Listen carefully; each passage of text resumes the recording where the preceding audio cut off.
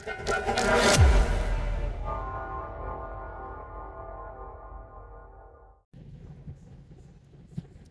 Hi friends, welcome to my channel. Friends, ఈ వీడియోలో gold medal curve కంపెనీకి సంబంధించిన స్విచ్చెస్ అయితే ఇప్పుడైతే ఫిట్టింగ్ అయితే చేస్తున్నాము.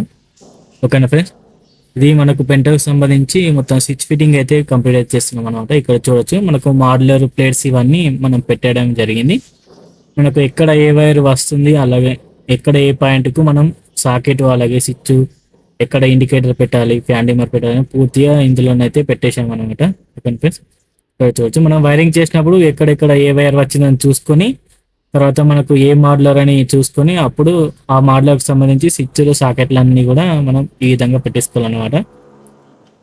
ఓకే ఫ్రెండ్స్, ఇక్కడ చూడవచ్చు ఇది మనకు 6 మోడల్కి సంబంధించిన బోర్డ్ అనమాట.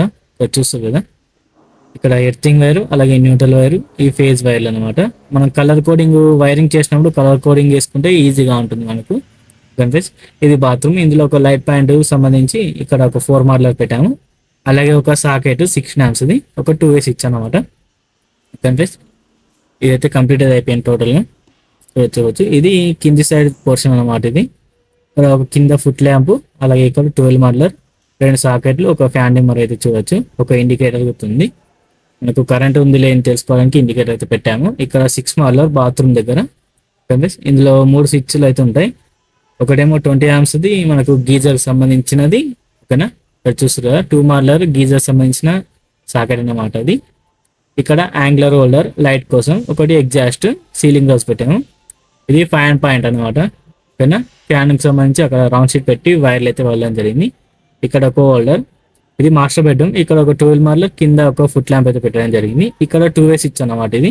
ఓకేనా, అలాగే ఒక ఇంటర్నేషనల్ సాకెట్, ఒకటి నార్మల్ 6 amps సాకెట్. దాని కంట్రోల్స్ అనేవి 2 ఉంటాయి. సేమ్ అదే బెడ్రూమ్లో మాదిరిగా ఫుట్ ల్యాంప్ అయితే పెట్టడం జరిగింది. ఇక్కడ మనకు ట్యూబ్ లైట్ అయితే వస్తుంది. సీలింగ్ గ్లౌజ్ అయితే పెట్టడం జరిగింది. ఇందులో